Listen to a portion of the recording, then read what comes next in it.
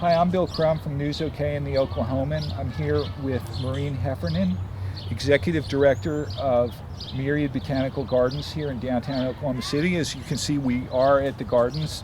Maureen, thanks for inviting us over to see you. The park has done well. You just gave a presentation to the City Council about the past year in review, and you won some pretty prestigious awards in the past year. Can you tell us a little bit about that? We did. 2015 was a great year for us. I got an email back in February of 2015 from Aubrey Hammondtree, your city planner, the city planner, and said, Maureen, you might want to apply for this. It seems like Myriad Gardens would be in competitive for this award. So I looked at that and I thought, well, yeah, that looks good. It's another thing to do. But I looked at it some more and thought, yeah, we really do have a good shot at this. So we got a whole team together, made the application, and this is for the Urban Land Institute, the Urban Land Institute Spaces. Open Space Award, right, which is only, I think, about 7 or 8 years old. It was started by Amanda Burden, who is a legendary urban planner from New York City, worked for Michael Bloomberg, was a key person who got the Highline Park in New York able to make that happen. So this was her award. She started this, and her vision was to not only recognize really terrific projects, but hopefully let cities know how important urban parks are for the residents, the quality of life, and how they can help economic development happen around them. So she started the award, and we applied, and we were first notified that we were one of the finalists. And there were 6 finalists, and we couldn't believe the company we were in. From around the world. It was super exciting. It was the first year they opened it up to be an international competition. So there was an amazing project in China, in Singapore, Washington, D.C., Santa Monica, California, and then Chicago's Millennium Park, which Chicago, right. kind of the gorilla of all the urban parks. So when we were in that company, we were finalists. We were thrilled with just that. And then they, as a finalist, they had 2 people from the selection committee come out and spend the day with you to learn all about the project. So Amanda Burden was one of those. Okay. And a landscape architect from Utah came out with her.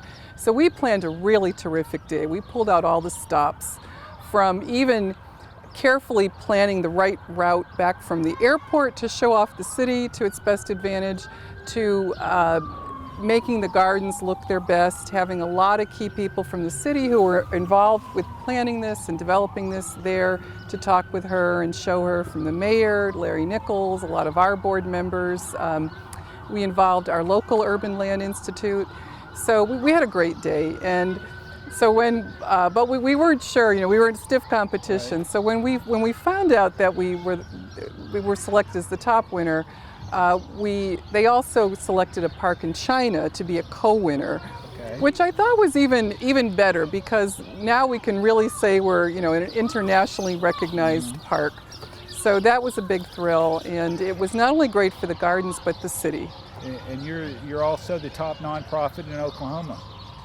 Yes, in 2015, right? At the Oklahoma Center for Nonprofits, we were awarded the Charles Schusterman Award of Excellence. So we were considered the top nonprofit for that year. Right. Tell us a little bit about the park, if you would. 15 acres, 4 city blocks, right in the heart of downtown, and also in a part of downtown. The MAPS 3 park is just about 3 football fields south of us, and the development that's going to go on around that, the convention center, this is an area that's set to really grow and take off. Absolutely, we're right in the heart of it. We're really the heart of downtown, and this is a 15-acre site, and it's got 4 major quadrants, and we're in one of them, the whole children's garden area, which is probably the most active year-round. You can tell today, I think it's spring break, lots of families are here having fun, visiting. We have the garden part of it. The other side is a playground that's very well used, so highly active. A lot of fun takes place here, a lot of programs. We do here, our porch over here, we have books, kids can come and just read. We have lots of activities year-round in here, so this is very, very popular. The other part of our property is the whole Great Lawn area, And that was created in the renovation 5 years ago to serve as a gathering spot for concerts and all kinds of performance type activities and festivals and things. So that gets a lot of use. Our great lawn over near the Devon I landscape. think John Fulbright performed there. Yes, we've had him here twice. I'm his biggest fan. Ah, okay. And so we've had him here. I'd love to make that an annual event, but yes, John Fulbright performed here, That'd be welcome. Yeah. which was a treat. A lot of other groups use the lawn too. Sometimes they use it as a free community thing. Sometimes it's a private rental, and part of that helps fund the Myriad Foundation, which now manages everything here. So we use some of our sites for private rentals. It just helps us with our income. Another major area here is the Crystal Bridge itself, the conservatory, which opened in 1988. It's got thousands and thousands of tropical plants, succulent plants, and we're fortunate to have hired a few years ago a graduate of the Longwood Gardens program. It's like the Harvard of botanical garden courses to go through to learn all about how to manage and run and operate a botanical garden or certain segments of it. And Nate Shane is our curator, and so he's done a fabulous job in the Crystal Bridge in introducing more plants and flowers. He's introduced finches into it recently, so if you come you can see all these finches flying around, butterflies. Another major quadrant of the garden, the Minders Garden, is really our true garden of all of our property. And the Minders family in Oklahoma have created it, has endowed it recently, and so they've been wonderful supporters to that, so we can keep improving it. The main mission of that garden is to serve as a place to show off native plants to Oklahoma in the Plains regions, in different parts of Oklahoma.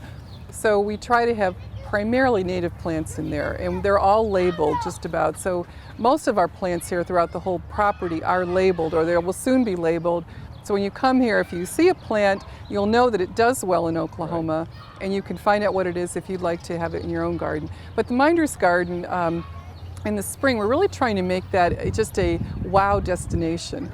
So we'd like to plant more and more bulbs in there every year, so it really is this dazzling display of tulips and daffodils and hyacinths and the red buds blooming in there now, the trees. The Oklahoma Prairie back here behind us is also a relatively recent addition, I think, and it's got as much of this park does an educational purpose.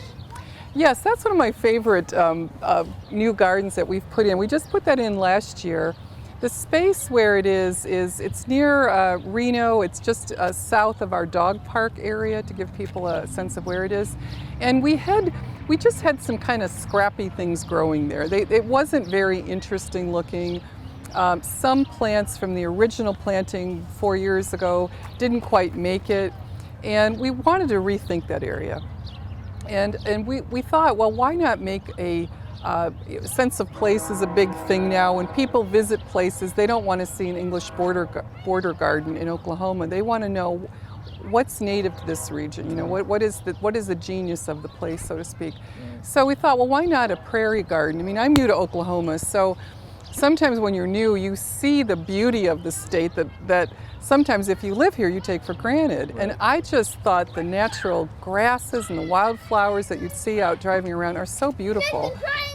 So we thought, let's put in a Oklahoma prairie garden that would be designed enough so it's not just too weedy or unkept looking, but would still have a structure to it, but still feel and look natural. Yeah. And wildflowers in it, so they would bloom and look pretty and add some color, but also attract pollinators and butterflies and things like that to help sustain them. And we can educate people about this, the native plants, how they can do so well in the area. They usually take less water to maintain after they're established, and they really do help sustain and attract pollinators, which is a big push that we're involved in to raise the awareness to everybody can do a little something to plant in their backyard or community project or school, plants that can help pollinators.